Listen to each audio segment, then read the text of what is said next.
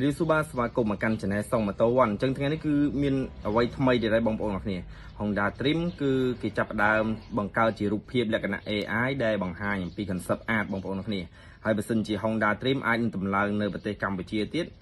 ta bóng ổn rồi chẳng nào đấy bóng ổn ai comment bán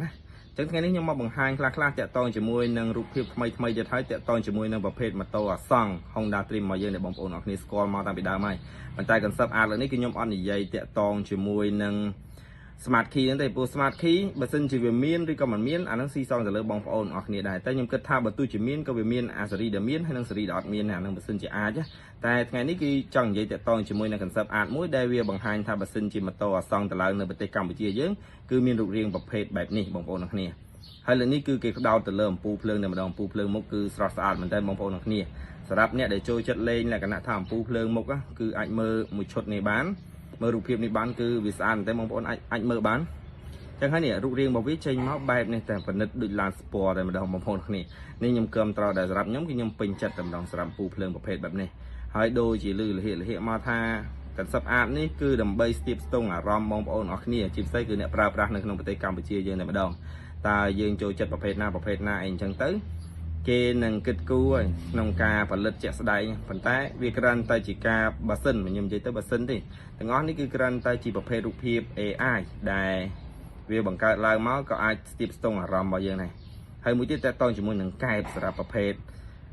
បែកធ្លាយនេះមកគឺវាមានលក្ខណៈកែបរបស់វាគឺបែបហ្នឹងបងប្អូនអរគ្នាឃើញហ្នឹងកែបរបស់វាលក្ខណៈថាជាកាឡាការ៉ូតែម្ដងហើយតែមគឺមិនសូវជាឆ្លោះខ្លាំងប៉ុន្មានទេបើនិយាយទៅសម្រាប់បងប្អូនដែលចូលចិត្តលក្ខណៈបែបប៉និតលក្ខណៈវាខ្មៅលក្ខណៈវានេះមើលទៅគឺចូលផ្នែកខ្លាំងមែនតើបងប្អូនអរគ្នានិយាយរួមទៅខ្ញុំនិយាយតកតងជាមួយនឹងអាបែកធ្លាយថ្មីនេះគឺវាមានចំណុចធំតកតងជាមួយនឹងអំពូលភ្លើងមុខសញ្ញោឆ្វេងស្ដាំហើយវាតកតងជាមួយនឹងកែបនិយាយរួមទៅគឺបែបហ្នឹងតែបងប្អូនគិតយ៉ាងណាដែរសម្រាប់បងប្អូនណាបើសិនជាបងប្អូនមានគណិតបែបណាបងប្អូនកុំភ្លេចជួយ comment ផងដែរដើម្បីជាមតិយោបល់ដើម្បីឲ្យក្រុមហ៊ុនអាចមើលឃើញ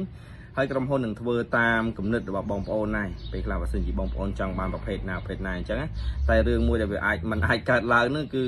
បដូរពីបិចទៅប្រើបេនគឺមិនអាចកើតឡើងទេប៉ុន្តែបើសិនជាអាប់ដេតឲ្យកាន់តែខ្លាំងគឺវាអាចកើតឡើងនិយាយរួមទៅនេះគឺយើងមើលត្រួសទៅតាក់ទងជាមួយនឹង Honda Dream ខ្ញុំពូភ្លើងមុខរបស់វាគឺភ្លឺស្អាតមែនតើបើសិនជាធ្វើបែបនេះ